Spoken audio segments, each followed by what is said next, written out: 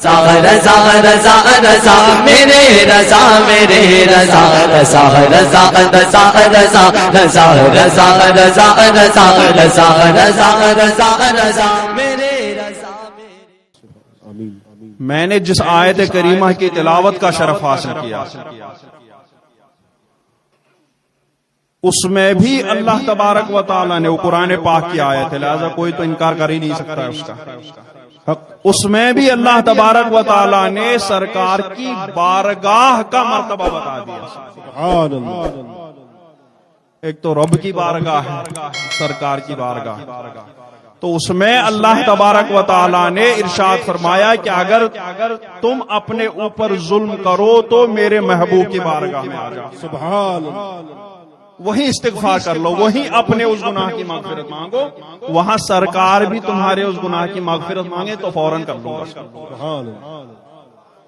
مغفرت تو اللہ تبارک و تعالی فرمانے والا وہی ہے، وہ مغفرت فرمائے تو کوئی اس میں مزاحمت نہیں کر سکتا. لیکن اس کی محبوب مغفرت کون سی ہے کہ جو مجرم سرکار کی بارگاہ میں آئے اور وہاں پر اللہ تبارک و تعالیٰ سے دعا کرے تو اس کی جو اللہ تبارک و تعالیٰ مغفرت فرماتا ہے اس کا مزہ ہی کچھ اور ہوتا ہے. سبحان اللہ. حضرت ابو لبابہ رضی اللہ تعالیٰ عنہ کا قصہ بہت مشہور و معروف. آپ بنو قریظہ کے علاقے میں رہتے تھے، اس وجہ سے وہاں کے جو رہنے والے یہودی تھے ان کے ساتھ آپ کی بات چیت تھی، پہلے ہی رہتے تھے، سرکار کی آمد سے پہلے ہی تو بات چیت جان پہچان تھی، انہی کے ساتھ اٹھنا بیٹھنا رہتا تھا وہاں پر. تو جب بنو قریظہ کا محاصرہ ہوا تو بنو قریظہ کے یہودیوں نے سرکار سے عرض کی کہ آپ ابو لبابہ کو بھیج دیں، انہی سے ہم مشورہ کر لیں گے، وہ جیسا کہیں گے ہم ویسا کریں گے. تو سرکار نے حضرت ابو لبابہ رضی اللہ تعالیٰ عنہ کو بھیجا. حضرت ابو لبابہ رضی اللہ تعالیٰ عنہ جب وہاں گئے ان کے پاس میں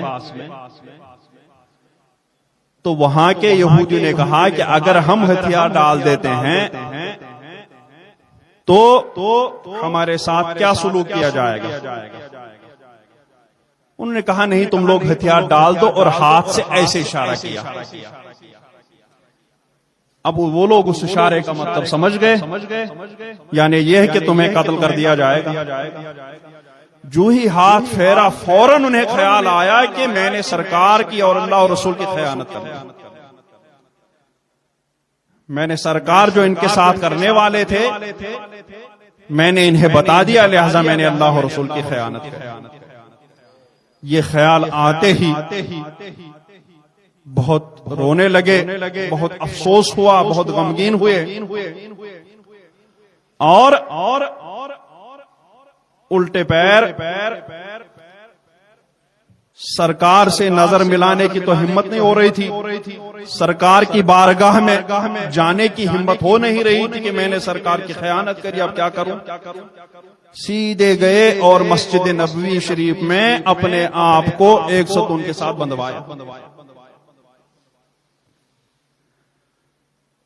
نمازوں کے ٹائم میں ان کی بیٹی ان کے رسی کھول دیتی تھی اور وہ باجماعت نماز پڑھتے تھے، پھر اس کے بعد پھر اپنے ہاتھ بندھوا کر کے سکون کے ساتھ. ایسے ہی 7 دن گزر گئے. لوگ آئے تو سرکار دو عالم صلی اللہ تعالی علیہ وسلم کی بارگاہ میں عرض کی کہ یا رسول اللہ، ابو لبابہ نے ایسا کر دیا کہ انہوں نے اپنے آپ کو ستونوں سے باندھا، وہ بہت غمگین ہے، بہت پشیمان ہے، بہت شرمندہ ہے اپنے کیے پر. آپ انہیں کے لیے دعا کیوں نہیں کرتے؟ تو سرکار نے فرمایا لو جاءنی لاستغفرت لہ، اگر ابو لبابہ وہاں سے میری بارگاہ میں آ جاتا تو میں حضرت ابو لبابہ کے لیے دعا کر لیتا، اللہ تبارک و تعالی انہیں معاف فرما دیتا، لیکن وہ میری بارگاہ میں نہیں آیا۔ اگر میری بارگاہ میں آتا تو اس کے لیے میں دعا کر دیتا، اللہ تبارک و تعالی اس کو معاف فرما دیتا، لیکن میری بارگاہ میں نہیں آیا، وہ سیدھے اللہ تبارک و تعالی کی بارگاہ میں مسجد نبوی شریف میں حاضر ہوا مغفرت مانگنے کے لیے، اپنے اس جرم کی بخشش کے لیے وہ سیدھے مسجد نبوی شریف میں اللہ کی بارگاہ میں گیا۔ اس لیے اب میں کچھ نہیں کہوں گا، اب اللہ تبارک و تعالی ہی اس کا فیصلہ فرمائے گا۔ حضرت ابو لبابہ اپنے آپ کو اس ستون سے بندھواتے تو یہاں تک کہ ایک ہفتہ گزر گیا، ایک ہفتے تک حضرت ابو لبابہ کا وہی عمل رہا۔ لوگ ان کو دیکھتے بہت افسوس کرتے، لوگ ان کو دیکھتے انہیں بہت افسوس ہوتا، نہ کھاتے نہ پیتے، اپنے اس گناہ کو، اپنی اس خیانت کو یاد کر کے روتا رہا کرتے تھے۔ 7 دنوں کے بعد اللہ تبارک و تعالیٰ نے ان کے لیے ایک آیت نازل فرمائی کہ محبوب میں نے ابو لبابہ کو بخش دیا، میں نے ان کے اس جرم کو معاف کر دیا، اور ساتھ ہی تاکید فرمائی کہ اے مومنو اللہ اور اس کے رسول کی خیانت مت کیا کرو۔ تو اس میں سرکار صلی اللہ علیہ وسلم نے قرآن پاک میں تو اللہ تبارک و تعالیٰ نے حکم فرمایا کہ اگر تم گناہ کرو تو میرے محبوب کی بارگاہ میں آ جاؤ، وہ دعائیں مغفرت کریں گے، وہاں تم استغفار کر لو تو میں تمہاری مغفرت کروں گا۔ لیکن سرکار نے خود بھی فرمایا کہ اگر ابو لبابہ میری بارگاہ میں آ جاتے تو میں ان کے لیے دعا کر دیتا، ان کی مغفرت ہو جاتی۔ تو گویا اللہ نے بھی سرکار کی بارگاہ کا مرتبہ بتایا، سرکار کی بارگاہ کی طرف بلایا، اور رسول اللہ نے بھی اپنی بارگاہ کی طرف بلانے کا اظہار کر دیا، اپنی بارگاہ کی طرف بلانے کا ہم امتیوں کو ارشاد بھی فرمایا۔ یہ سرکار کی بارگاہ کا مرتبہ۔ حضرت ابو لبابہ رضی اللہ تبارک و تعالی عنہ، اسی طریقے سے حضرت امام مالک رضی اللہ تعالی عنہ مسجد نبوی شریف میں تشریف فرما تھے۔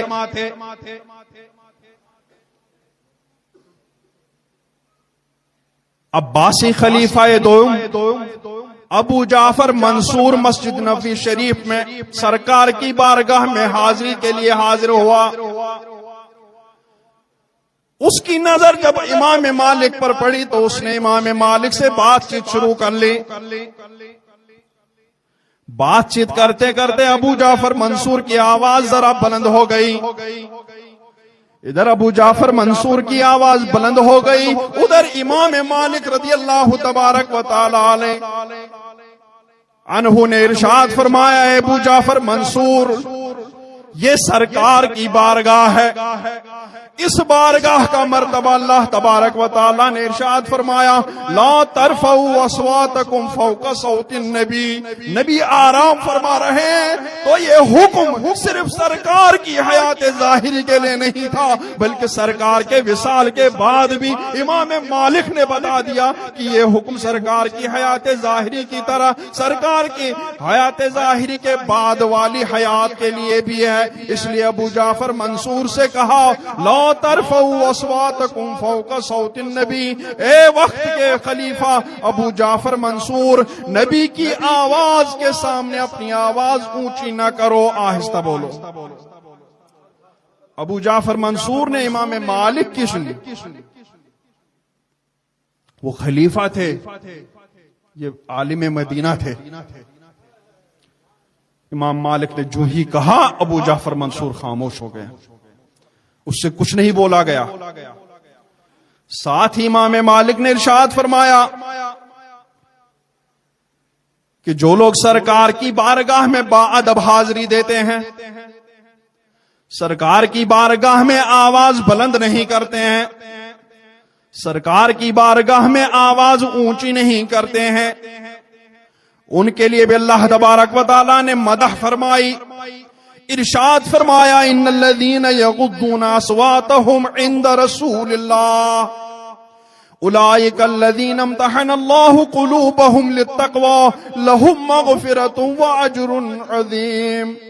بے شک وہ جو اپنی آوازیں پست کرتے ہیں رسول اللہ کی بارگاہ میں، وہ ہیں جن کا دل اللہ نے پرہیزگاری کے لیے پرکھ لیا ہے، ان کے لیے بخشش اور بڑا ثواب ہے۔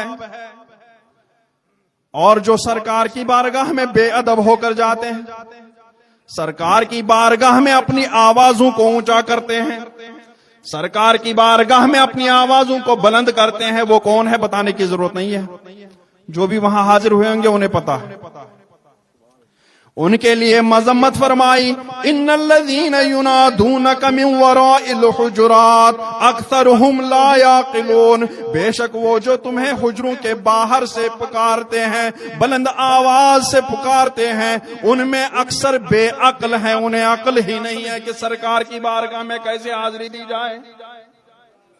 سرکار کی بارگاہ کے آداب بیان کون فرما رہا ہے؟ اللہ رب العزت۔ ہم لوگ تو اپنی بیٹھکوں کے آداب خود بناتے ہیں، لیکن سرکار کی بارگاہ وہ ہے جس کے آداب اللہ تبارک و تعالی نے قرآن پاک میں بیان فرمایا ہے کہ جو ادب کے ساتھ اس بارگاہ میں حاضر ہو جائے، جو احترام کے ساتھ اس بارگاہ میں حاضر ہو جائے، اس کے لیے اجر اور بڑا ثواب ہے، اور جو بے ادبی کے ساتھ اس بارگاہ میں حاضر ہو جائے اس کے لیے بے عقلی ہے۔ حضرت امام مالک علیہ رضی اللہ تبارک و تعالی عنہ نے ابو جعفر منصور سے یہ کہا، ابو جعفر منصور چپ ہو گیا، پھر ہلکی آواز میں، پست آواز میں امام مالک رضی اللہ تبارک و تعالی عنہ سے عرض گزار ہوا کہ امام مالک اب یہ تو بتائیے کہ میں دعا کرنے جا رہا ہوں، میں استغفار کرنے جا رہا ہوں، تو میں قبلہ کی طرف اپنا منہ کر کے دعا کروں کہ سرکار کی طرف اپنا منہ کر کے دعا کر لوں؟ اب آج کل جو جاہل وہاں پہ پڑے ہوئے ہیں وہ تو کہتے ہیں قبلے کی طرف کر لو، لیکن عالم مدینہ جن کے لیے سرکار نے فرمایا کہ اونٹنیوں پر ہر چہار جانب سے ان کے پاس علم سیکھنے کے لیے حاضر ہوں گے، وہ امام مالک کیا فتویٰ دیتے ہیں، کیا کہتے ہیں وہ؟ جب وقت کا خلیفہ ابو جعفر منصور ان سے پوچھتا ہے کہ امام مالک میں دعا کرنا چاہ رہا ہوں، کس طرف منہ کر کے دعا کروں؟ میں قبلے کی جانب منہ کر کے دعا کروں کہ سرکار کی جانب منہ کر کے دعا کروں؟ تو امام مالک ارشاد فرماتے ہیں کہ ابو جعفر منصور لما تصرف وجهك عن رسول الله صلی اللہ تعالی علیہ وسلم وهو وسیلتك ووسیلت ابیك آدم یوم القیامہ۔ سبحان اللہ۔ اے ابو جعفر منصور، تم اپنا منہ اس ذات سے کیسے پھیر دو گے؟ چونکہ وہاں پر معاملہ یہ ہے کہ اگر قبلے کی طرف منہ کرتے ہیں تو سرکار کی طرف پیٹھ ہو جاتی ہے، اگر سرکار کی طرف منہ کرتے ہیں تو قبلے کی طرف پیٹھ ہو جاتی ہے۔ تو امام مالک نے فرمایا کہ تم کیوں اس ذات سے، اس شخصیت سے اپنا منہ پھیر دو گے جو تمہارا بھی وسیلہ ہے اور تمہارے باپ حضرت آدم علیہ السلام کا بھی وسیلہ ہے۔ سبحان اللہ۔ وہ قبلہ ہے کعبہ، لیکن کعبے کا کعبہ تو سرکار ہیں۔ سبحان اللہ۔ تم قبلے سے منہ نہیں پھیر رہے ہو بلکہ قبلے کے قبلے کی طرف تم اپنا منہ۔ سبحان اللہ سبحان اللہ۔ اعلیٰ حضرت فرماتے ہیں حاجیو آؤ شہنشاہ کا روضہ دیکھو، کعبہ تو دیکھ چکے اب کعبے کا کعبہ دیکھو۔ سبحان اللہ۔ تو سرکار کی طرف منہ کرنے سے قبلہ کی طرف پیٹ نہیں ہوتی بلکہ قبلے کے قبلے کی طرف رخ ہوا ہوتا ہے۔ تو ابو جعفر منصور، تم سرکار کی بارگاہ کی طرف منہ کر کے دعا کرو، اللہ تعالیٰ ارشاد فرماتا ہے وَلَوْ أَنَّهُمْ إِذْ ظَلَمُوا أَنفُسَهُمْ، اگر وہ اپنے اوپر ظلم کریں، جاؤ کا تو اے محبوب تمہاری بارگاہ میں آ جائیں، تو سرکار کی بارگاہ میں پہنچیں گے تو دیکھیں گے یا سرکار کی طرف دیکھیں گے؟ جاؤ کا تمہاری بارگاہ میں حاضر ہو جائیں، فاستغفر اللہ، تمہاری بارگاہ میں وہ اللہ تعالیٰ سے مغفرت مانگیں، واستغفر لہم الرسول، اور رسول ان کے لیے مغفرت کی دعا فرمائیں، لوجد اللہ توابا رحیما، جب وہ میرے محبوب کی بارگاہ میں حاضر ہو کر کے مجھ سے دعا کریں گے، میرے محبوب بھی ان کے لیے دعا کریں گے، تو وہ اللہ تعالیٰ کو بہت توبہ قبول فرمانے والا، رحمت والا، مہربان پائیں گے۔ یہ سرکار کی بارگاہ ہے۔ اعلیٰ حضرت فرماتے ہیں مجرم بلائے جاتے ہیں، جاؤں کہے گواہ، مجرم بلائے جاتے ہیں، جاؤں کہے گواہ، سرکار میں نہ لا ہے، نہ حاجت اگر کی ہے۔ مجرم بلائے جاتے ہیں، جاؤں کہے گواہ، پھر رد ہو کب یہ شان کریموں کے در کی ہے۔ کہتے ہیں سرکار کی بارگاہ میں اللہ نے بلایا کہ وہاں جا کر کے دعا مانگو، تو جب خود اللہ نے سرکار کی بارگاہ میں بھیجا، تو جب ہم سرکار کی بارگاہ میں پہنچ کر کے اپنے جرموں کی معافی مانگے، جب ہم سرکار کی بارگاہ میں پہنچ کر کے اپنے گناہوں کی مغفرت مانگے، تو اللہ تبارک و تعالی ہماری دعا کو رد کرے۔ اس کریم کی شان سے یہ بہت بعید ہے، یہ اس کریم کی شان نہیں ہے کہ خود ہی بلائے اور بلا کر کے ہمارے گناہوں کی مغفرت بھی نہ فرمائے۔ سرکار کی بارگاہ ہے، سرکار کی بارگاہ کے کیا کہیں، اللہ نے بھی اس کا مرتبہ بتایا، اور رسول اللہ صلی اللہ علیہ وسلم نے بھی مرتبہ بتا دیا۔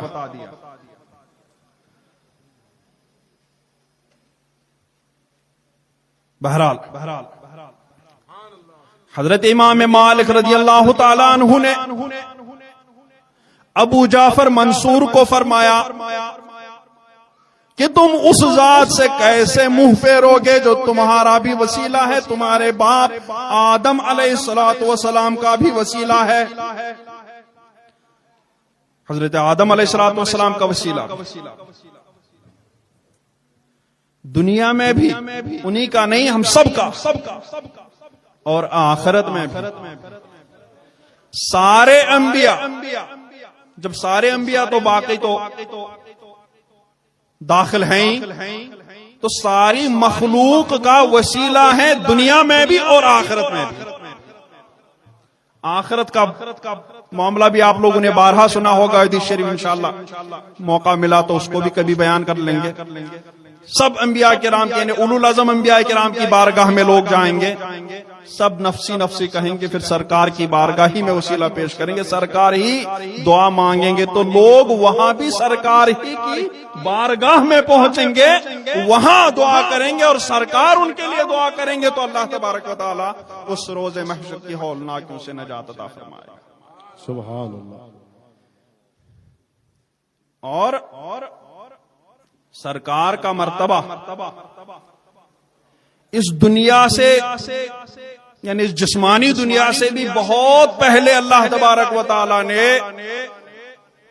ایک محفل، ایک جلسہ قائم کر کے اللہ تبارک و تعالی نے انبیاء کرام کی ارواح کو جمع فرما کر کے ان کو سرکار کی شان بتا دی، اور تب سے لے کر کے اب تک سرکار کا ذکر ہو ہی رہا ہے۔